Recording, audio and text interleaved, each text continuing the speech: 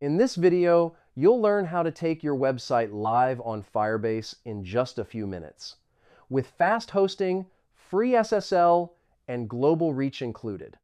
First, go to firebase.google.com and sign in with your Google account. Click Add Project, give it a name, and follow the quick setup wizard to create your Firebase project in under a minute. Next, install the Firebase CLI on your computer by opening your terminal and running npm install g Firebase tools. Then type Firebase login to connect your Google account directly from the command line. Now, navigate to your website's folder and run Firebase init hosting. Select the project you just created.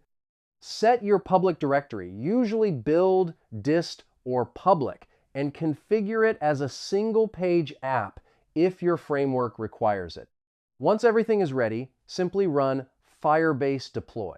Within seconds, Firebase uploads your files and gives you a live URL hosted on Google's global CDN, complete with free SSL and HTTPS support built in.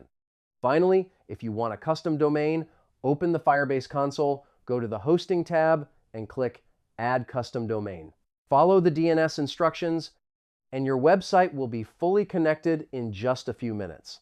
And that's it. Your website is now live on Firebase, fast, secure, and ready for visitors from anywhere in the world.